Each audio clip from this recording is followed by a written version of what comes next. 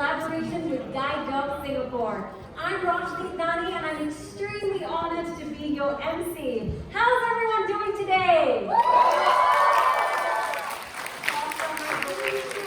really pumped to know that you guys are excited because I am too. But first, let us give a big thank you to our Guide Me patron, Mayor Denise Phua, for sending us these beautiful flowers. So on the count of 3, let's say thank you. 1, 2, 3, thank you!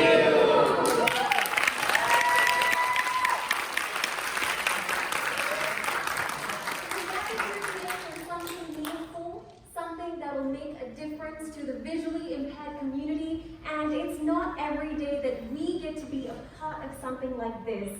So this will be a very exciting afternoon because the months and months of preparation, collaboration, data collection, and research will finally pay off as my batchmates will be sharing their findings with our partner, Guide Dog Singapore. And of course, all of our beautiful projects are lined up at the foot of the stage, so a round of applause for all static students.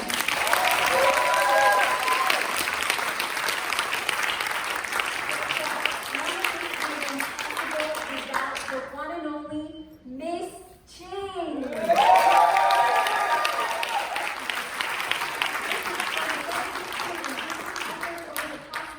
My peers and I would not have had the privilege to have been working on such a large-scale project, all with the aim of doing good for the community. So everyone, let's welcome Miss Ching to the stage.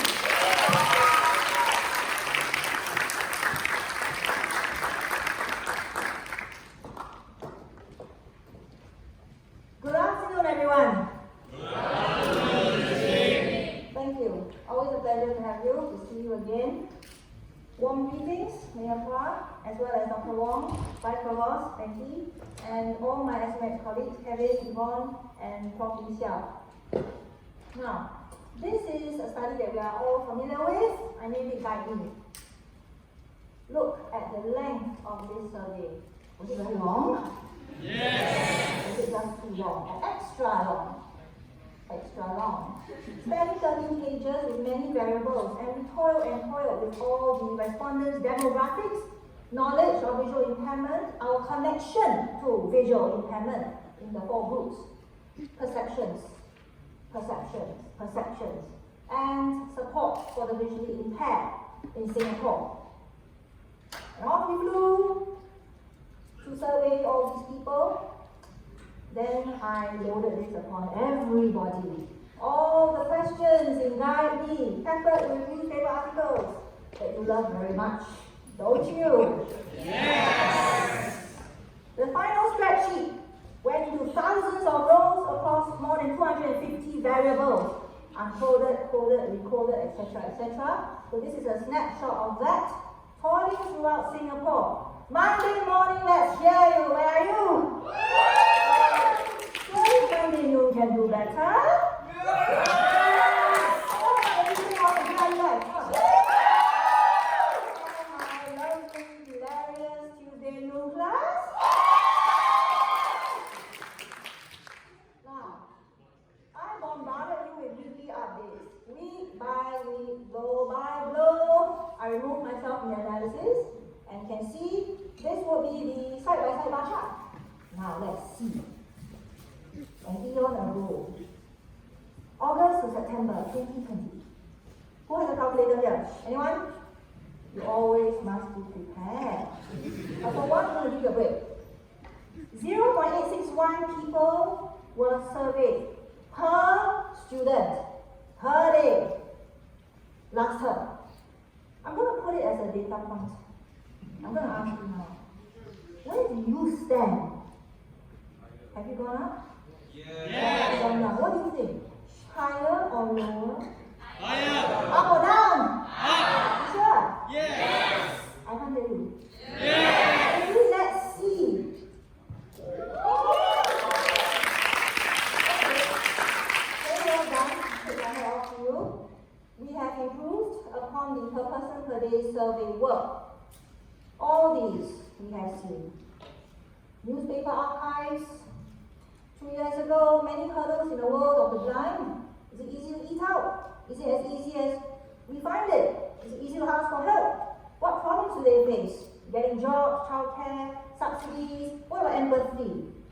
public? Do we empathize with them? Let's go back to 2006. In 2006, the dogs got an official stamp of approval. There was this new group push for the use of guide dogs, more guide dogs for the blind. Don't be dogged by ignorance, obviously insinuating that Singapore was ignorant then.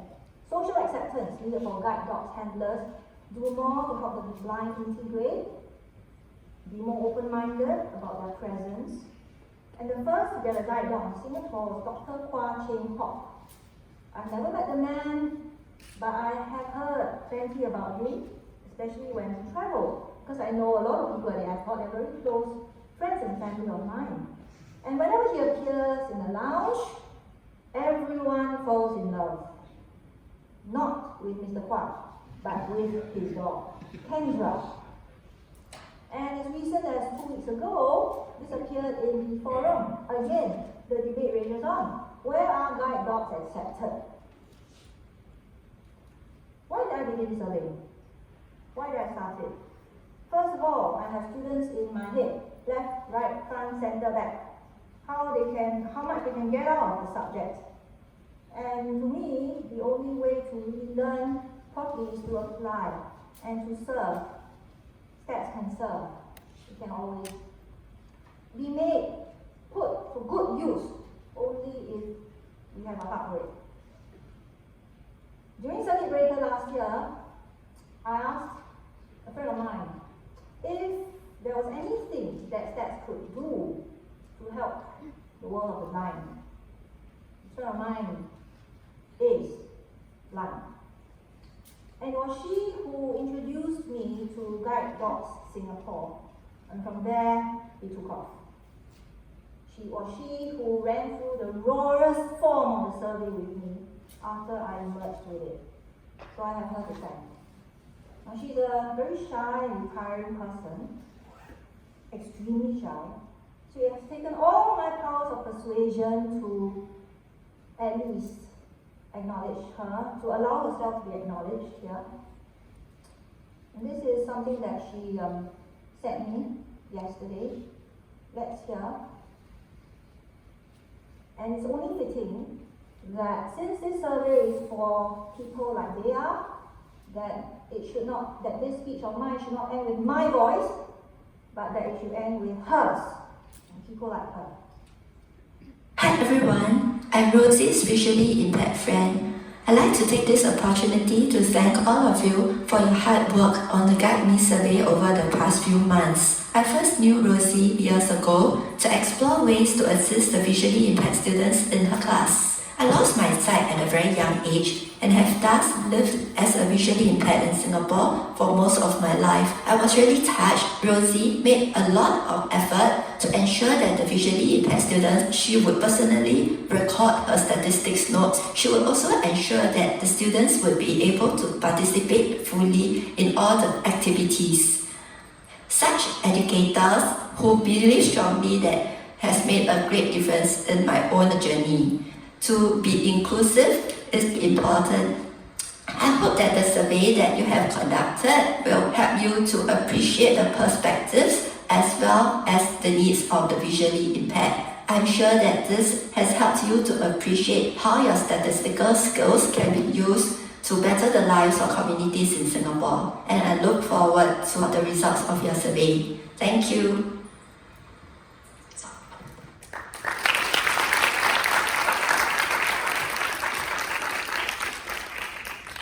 Thank you so much for that, Ms. Ching. May I now invite Madam Mayor Denise Phua to the stage to present her speech. Everyone, can we give her a warm welcome?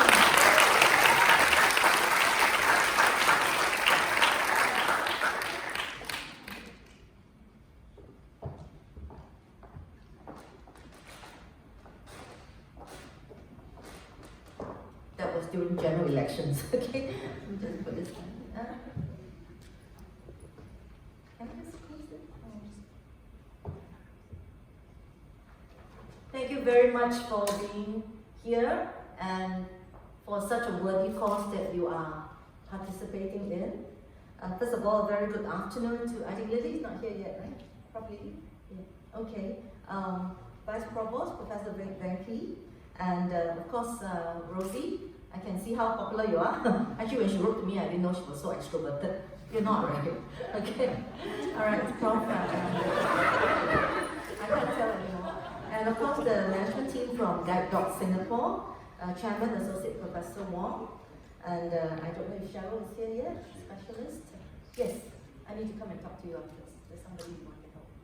Okay, Cheryl, mobility specialist, and of course, our very happy, youthful, energetic, all our students and staff from SMU, our Central Singapore CDC's very beloved partners, and every other lady and gentleman. Okay, thank you for doing this. And for inviting me, Prof. Rosie, for joining this. To be honest, when you first started, I wasn't quite sure how to link statistics with guide dog and disability and so forth, but I thought I'll say yes because Yvonne was there to persuade me and because it's SMU as well. But I know now that stats, as you say, stats can serve. So thank you very much for doing this.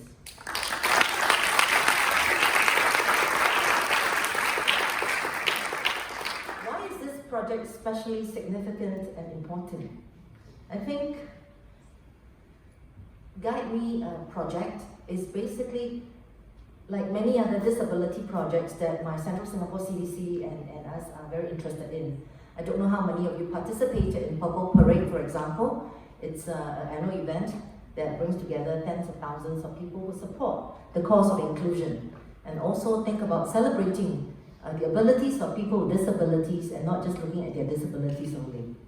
So I think this project is especially important because of our, I guess, our common shared underlying belief that regardless of abilities, regardless of one's starting point, one's age, one's wealth, race, language, religion, whatever it is, I think every one of us should have equal access to good quality education, work opportunities, healthcare, mobility, transport, social friendships as well, and a place in society.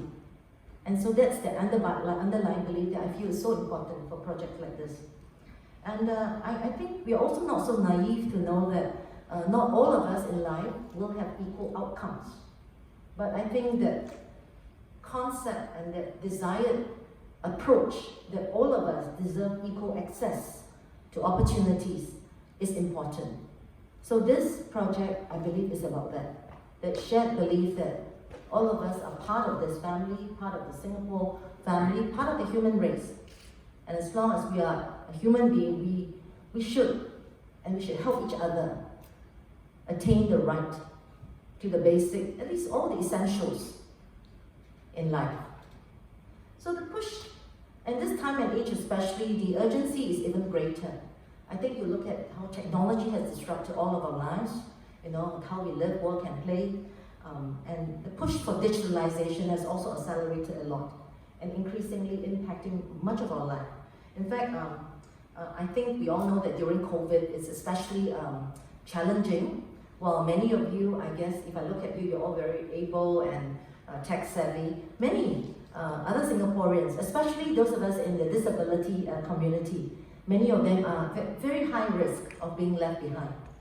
And so projects like this, I hope that the project will also reveal some of the even greater challenges as persons with disabilities, in this case persons with visual impairment, what they have to navigate and what they have to confront or face during this period. Whether during lockdowns where food and services are not so available, whether it's from working from home or home-based learning and so forth, a lot of challenges, especially to the most vulnerable amongst us. So I'm particularly interested that a project like this happens during this time. But at the same time, all is not lost, because it's also during this time that we saw so much human strength and so much human spirit during this time. I don't know if you're involved, I see many of my volunteers and people I know, my network, involved in many free food distributions, sanitizers, the whole Temasek was activated, all their bankers and investors were doing a lot of projects, to ensure that free masks are accessible to the men in the street, sanitizers, and so forth. Okay? Visitations, a lot of visitations are made, many of them by folks like you, and many are actually just working people who gave up their time each week to make sure that they look after, especially those who are more vulnerable. And of course, including what you're doing today. We take a look at the statistics for the disability population.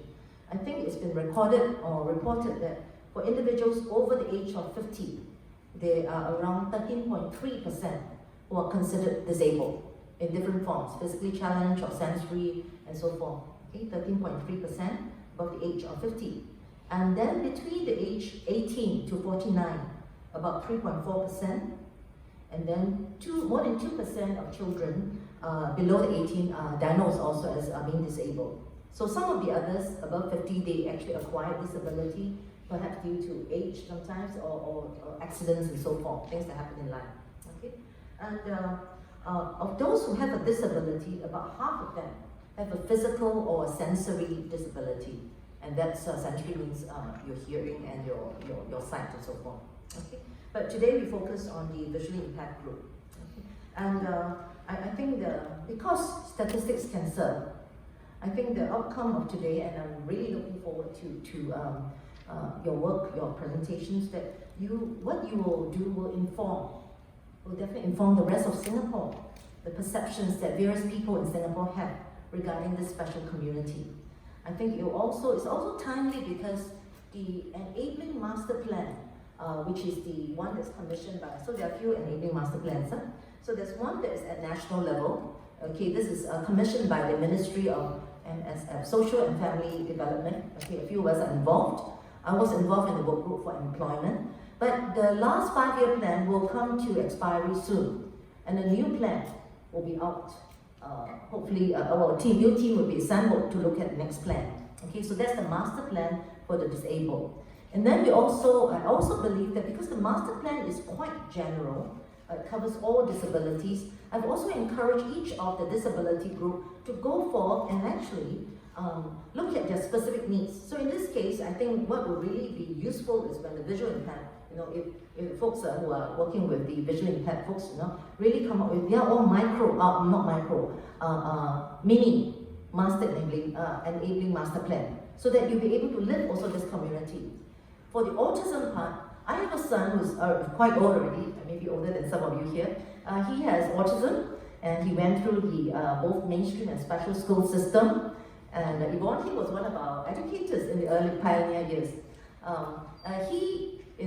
Because of autism, I got plunged into this world. And basically, I volunteered very actively as in the autism community.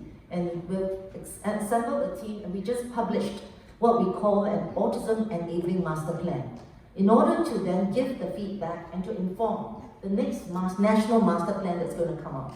So what you do today should be submitted as well to the ministry, to government. If you don't do it, I'll do it for you. Okay? And to make sure that the information and the challenges, and the stats, perceptions, are also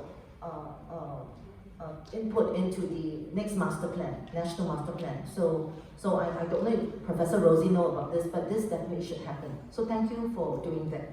But what is important is this: having actively volunteered for more than 20 years in the disability sector, and now, of course, I'm the 4th term MP now. I serve in a very just down the street, Jalan Besar area, where we have many vulnerable folks who live in rental flats or very aging, and kids who definitely are not as blessed as you are. And so I do think that to serve will require, and to ensure behavior changes or action happens or change happens, the whole process involves a few steps. And today you involve a lot in what we call the awareness stage, the first part of the change process. And it's really important, because if nobody is aware, then everybody will be living in darkness. They don't know anything, right? So you're unaware, unconscious, what I call unconscious incompetence. So the first step is really in awareness, and this is where it comes. But for change in society to really happen, then what needs to happen is the second, in behavioral change or marketing, we call it affiliation. The affiliation towards the idea that we ought to do something, and that people deserve to have equal access, for example. So from awareness, to affiliation, and that's still not enough, because all of that will not change anything, because it's all still in the mind. Okay? And the next stage is important because action speaks louder than words or what's in our beliefs or mind. Okay? And so the third stage where change, in the whole change process, is what I call action. And then, of course, like what Dr. Wong and Cheryl are doing, they are advocates already. The next level is really advocacy. So the whole change process, for anything to happen at all, it's building, number one, what you're doing today, building awareness. And that's really important. So don't keep the data to yourself or just, because it's over, it's over. Then affiliation, action needs to be taken, and then advocacy. So people like me, people like Dr. Wong, we are all advocates. We're not happy with the system, but we also know that the best way to predict the future of anything, our society, of the fate and destiny of people with disabilities is this, that we need to all help to create that future. The only way to predict our future is to help create it. And therefore, I urge you to go beyond this research project. Take the learning from here, the knowledge from here, the data from here, and apply it into the next stage, to persuade other people to think like you, to care like you. And then if you can, give some time. Give your talent, give a little bit of time and resource to take some action. Because that's when the lives and the destinies of persons with disabilities, whether they're visually impaired, whether they're autistic, whether they're intellectually impaired, whether they're physically challenged, that's the only thing that will make a difference, finally, to their lives, and to their loved ones, and to the professionals serving them. So awareness is only the beginning of the change process, but it's important. Action is needed for change. So I urge you to continue to work on actions that will better and improve very much more the prognosis. Hi, Denise. No worries, come. All friends already. Actually, you came at the right time. Yeah. So sorry. So I repeat, awareness is only the start of the change process, but it's so important because the opposite of awareness is ignorance. And you are in education, you know what's the cause of ignorance. Sometimes the cause of our countries and our life. And so, to make further change, action is required. I urge you to continue to do that. I urge you to live what I call, there's a writer I like quite a lot, his name is Rick Warren. And he talks about life, living life at 3 levels. Some of you may know this already. The first level of existence is what he calls survival. Many people out there in the world, not in Singapore, look at how you dress and where you sit now, many people are very poor. They're hardly surviving. And the definition of poverty a lot of times, I think, is US $2 a day. So many people, especially outside of Singapore, in less developed countries, live at the level of survival. Beyond that is what we typically call, or at least Warren calls, success. Success is when you are all right. You have a home, you roof to live under, there's food on the table, and then as you get more advanced, you're good, your career, your relationships, you have company, you have your business, and your good jobs and so forth. Okay, and that's success. Still mostly on self and one's extended relations, I guess, success.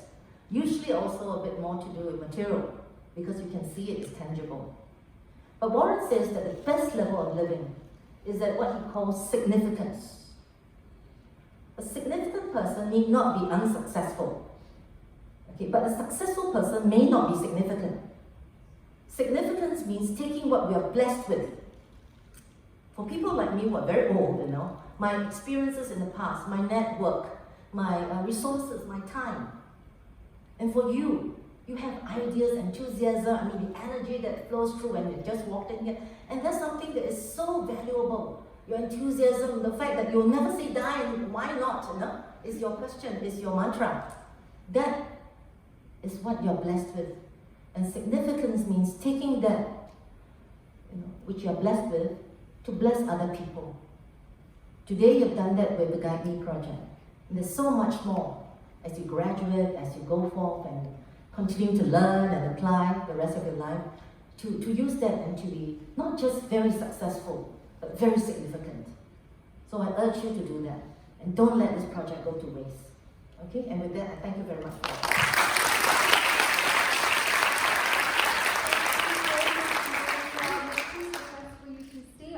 Actually, I'm not done yet because Prof. Kong, so I'm going to extend it a little bit, but I know it's actually hard.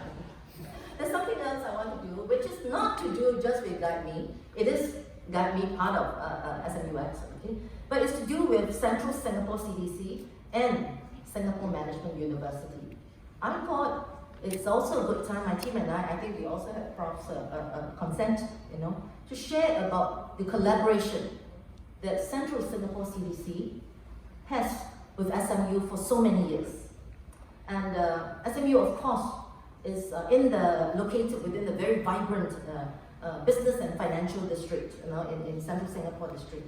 Now, the CDC, we are part of, there are 5 districts in Singapore. You're part of Central, which is the largest. Okay, we are just Central, and it's the largest because we have, and it's a kaleidoscope. We have many business organizations, offices, and so forth. You have the Marina Bay just down the road, office region, and then we also have down the road Jalan Besar, all the rental flats, and so forth. So a very interesting area. Okay, now the CDC itself holds what we call a middle office. We are not the government ministries because they set the policies and try to implement it. We're also not at the MP level, the grassroots, where you try to close everything here. We're really right in the middle, trying to do what we call ABC, aggregating at district level the needs of our 23 divisions, the resources, the needs and resources that are available from, for example, SMU. So much energy and so much resource, and we work very closely with the business financial district down the road. And that's what we do. We aggregate, identify and aggregate as a CDC, identify, aggregate the needs and the resources, we match them together, and together we build networks and we build capabilities as well by connecting. So the A, B, and C, aggregate, build, and connect. And that's what we do. And why do we do this? Together with SMU, we hope that, as we work on projects together, there's one desire and in mind, and it's related to Guide Me as well, to the visually impaired community. I think we wanted to make sure that every constituent here, whether you're living here or not, we want to be able to build a do-good district and help develop better life. We call it the better life for each resident constituent here. And what do we mean by the better life? And all that we do here, I think, is trying to create a better life for a community. By better life, in our book, we basically look at what is called physical wellness. How healthy I am, my physical wellness, what's my environment that I'm living around, okay? What kind of living environment am I in? Physical wellness, financial wellness, whether I can afford to put food on my table, roof over my head, whether I can have, enough financial security to be able to do what I need to do. Third is social emotional wellness, the better life, covers social emotional wellness. The next one is really what we call lifelong learning. Lifelong learning. I think many of the IHLs would have already gone on the path of lifelong learning. But a lot of times it still remains a mantra, and especially for persons with disabilities.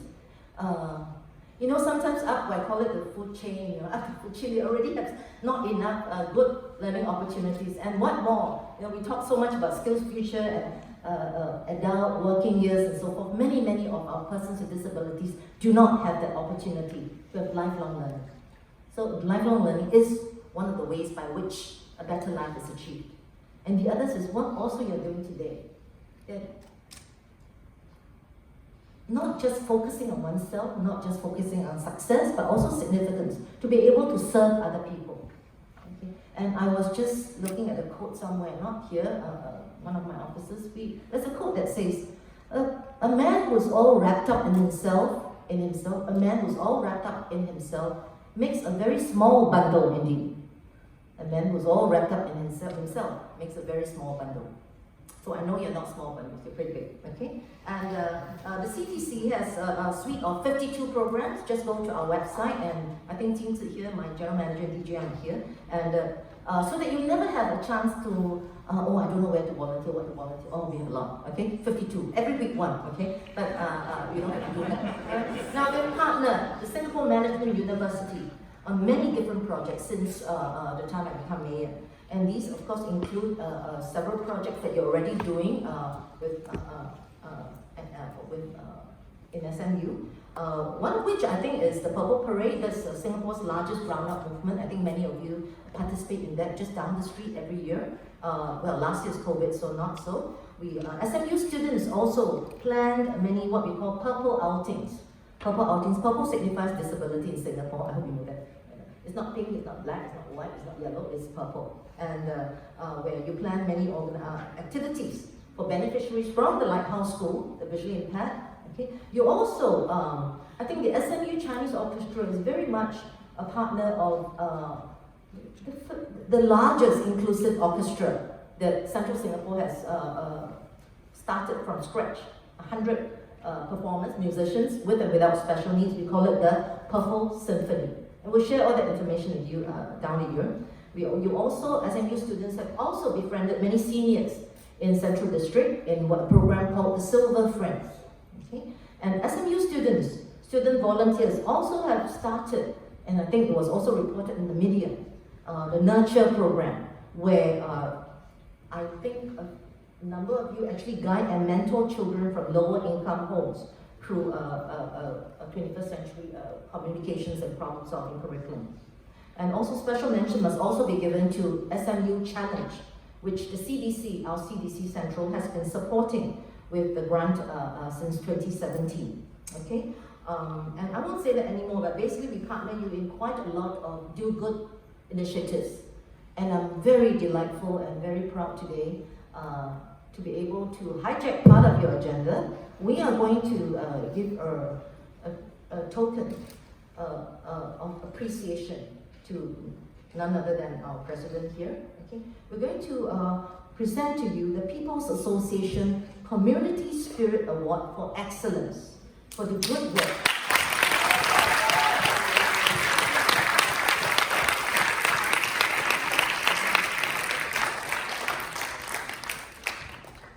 So let me do it now.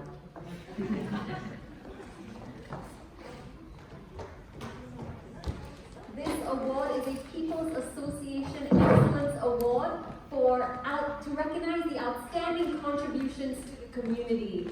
We hope that Professor Lily Kong will display this award in her office as a reminder of the positive impact that this project will have on our society.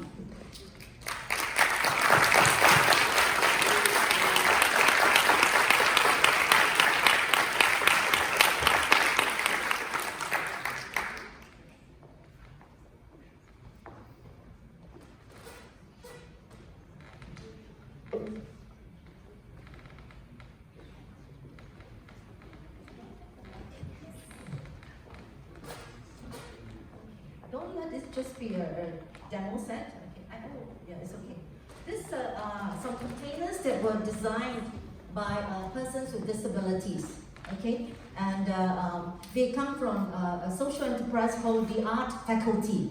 It's at the Enabling Village at Liangkok Baru, and I think we wanted to present this to you earlier, but we couldn't find a chance, and this is for you. And please use it. Don't just put it. Yeah, okay.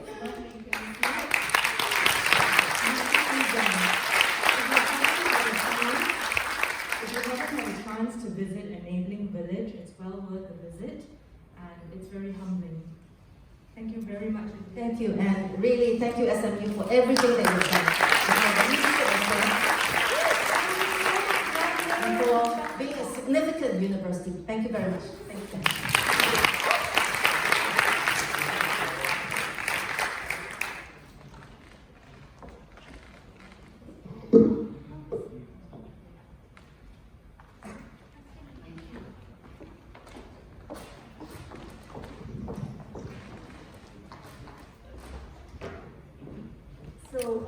Mayor of Central Singapore District and MP for Jalan Besar GRC, Ms. Denise Phua. Mayor Denise is a very good friend of the university, and I've enjoyed over the last several years being able to work with you and your team, and delighted that we can always come to you for advice. and for ideas as to how we might work together for a better community. So we're very appreciative of that. I also want to acknowledge the presence of the Chairman of the Board of Directors, Guide Dogs Singapore, who's also a Clinical Associate Professor at Untitled Hospital, which I'm going to tomorrow for my second jab, Dr. Wong Pang Tin. And also Client Services and Outreach Orientation and Mobility Specialist at Guide Dogs Singapore, Ms. Cheryl Yo. Cheryl, right there. Guests, colleagues, STATX students at SMU, ladies and gentlemen, a very good afternoon. I really do apologize for coming in between, but I really did want to come when, Ms. Rosie Ching said, do you have a bit of time? And I'm actually in between meetings, but I really did want to come and see you, and also to congratulate you for the work that you've done, as well as to see friends from the CDC. It's my great honor, absolutely great honor, to receive the Community Partnership Excellence Award from Mayor Denise Phua. This award is very special to SMU because it is based on the nomination and recommendation by PA's Internal Selection Committee, recognizing SMU's continued participation and engagement in collaborations and service contributions to the Singapore community. As you know, this is a very important part of what we do at SMU, and I hope that, as you think about fulfilling the community service graduation requirements, you actually don't think about them as graduation requirements. The best evidence of that for me is that even though we require a new 80 hours before you graduate, on average, each student does 140 hours. And I take that you're not doing it because you think you'll get 2 credits, or multiple credits, but because whatever it is you're working on is meaningful to you, but also hopefully to the community that you're working with.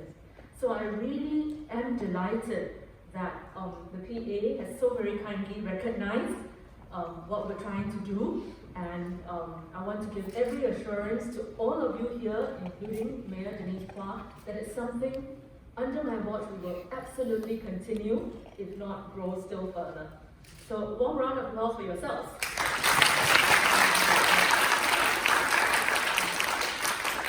Now, when Rosie reached out to me, this was really about the grand finals or the finale of Guide Me. And over the years, she's picked different topics, different beneficiaries. And this year, or rather in before I get to this year, let me just give you a little bit of history. In 2019, there was a survey that she led the undergraduates then to do with the Alzheimer's Disease Association Singapore, or ADA. And it revealed that 3 in 4 people with dementia felt rejection and loneliness. Now, why that particular study stays in my head is because my mother had just passed away then, a little bit earlier than that, and she was suffering from early stages dementia. And I could see her deteriorating over time. So when Rosie and the students at that point in time did that study, it held special meaning for me because I thought it was such an important study that could make a difference in how Singaporeans understand dementia and reach out to help those with dementia. My mother, my late mother, had a good fortune. I hope she thought so. I thought she did. That she had her children around her. She stayed with me, and my siblings all came around to support her. And in fact, her GP used to say how well supported she thought my mother was. But not everybody has that kind of good fortune. Not everybody has the support that they need. And as a community of individuals who are living quite a good life, as we all are in Singapore, I think it behooves us to reach out and to do what we can to assist. The results of that particular study were well quoted in commentaries and used by the Alzheimer's Disease Association Singapore to drive their anti-stigma campaign. And it's, if you have a grandparent, probably not your parents yet, but probably at your grandparents' age, undergoing dementia, you know what I mean. People who don't understand it will kind of say, well, you know, that's something's wrong with them, etc. But there's nothing wrong with them as part of an aging process. Sometimes not even aging, young people can get dementia too, right? Now, this year, Rosie, with the 99 undergraduates, including those dressed very interestingly, are considering your efforts to shed light on issues that impact on our community. And, you know, Alzheimer's one year, mental health another year, toilet cleanliness another year. And this year, she's chosen Guide Dog Singapore for the national survey named Guide Me, which will paint a picture of the thoughts, feelings, experiences of the blind and visually impaired, and our perceptions of them, right? And you know this best because you've been doing this work.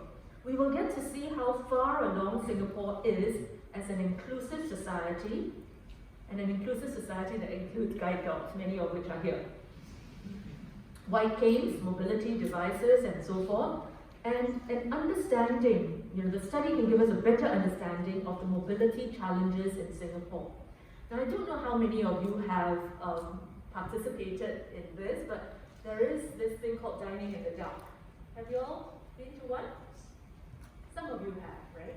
And it's really about putting yourself in the shoes of those who are visually challenged and having to kind of live your normal life, including eating under those circumstances. Now, this study, I think, is an extension of that kind of work. And here, I think, you know, Ms. Rosie Ching and all of you have tried to, you know, develop this national survey that allows us to better understand how those who are challenged visually navigate through their mobility. So this year is, however, different from some of the previous years, not just in terms of the topic or the constituent group. It's different because you've had to do this under COVID circumstances. And in the past, of course, it's easy to just go and do your survey with people face to face and so forth. This time around, you've managed some face to face, as I understand it, but also alternative modes like telephone surveys, Zoom interviews, and so forth. So I'm very happy that you have pressed on and are ready to present your results. Rosie also arranged for Guide Dog Singapore to visit the campus in February. And when Guide Dog user Mr. Chia Hong Sen brought his guide dog Claire and Mr. Chia together melted the hearts of everyone that they met, right? And I am so very proud of all of you for your efforts and more importantly for the spirit which you have taken to this work. So well done everyone, and once again a round of applause for yourselves.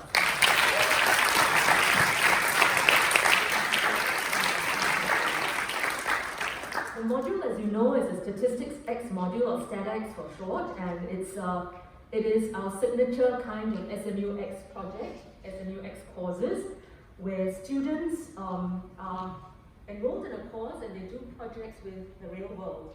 That real world could be a public sector agency, it could be a private sector organization, it could be a people sector organization.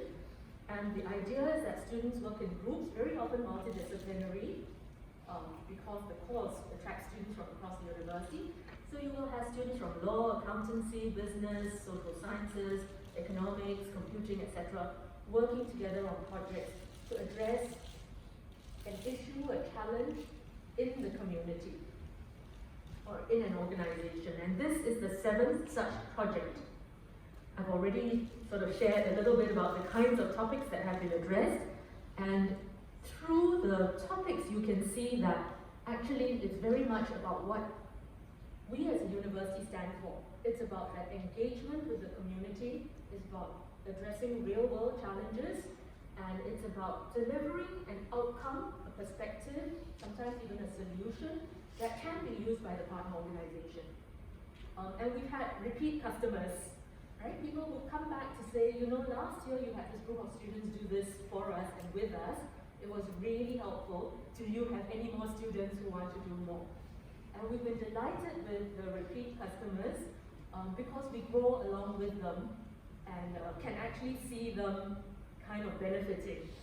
So For those of you who are not in your final year and are looking for more SMU X courses, Kevin is seated right there. Kevin Cole is a chief force in making sure that we have the projects, identifying the partners, and I'm constantly sending him messages because people hear about it and come to me and say, oh, can we work with you? And he helps together with his staff and an academic director, Prof. Gary Pan, to curate and to match. So if there are ways, for those of you who are not from SMU, but if there are ways in which we can work with you through SMUX, please do just drop me a note, reach out to Kevin or any of us at SMU. It's well embedded in our DNA now, this kind of project. Now, I really should get out of the way because it's really about your presentations and not mine. So in closing, I would like to thank Mayor Denise Phua once again for very kindly taking the opportunity to present the award. We're very, very proud and very, very humbled by it and hope to be able to continue working with the Central Singapore CDC in the years and months ahead, months and years ahead. I also want to thank Dr. Wong and Ms. Yeo for working with us in this particular project, and we hope that some of the outcomes might be useful to you and the very meaningful work that you do in some ways. And if in future there were other ways yet in which we might be able to work with you, we'd be delighted to. Thank you. Bless you for all the good work that you do.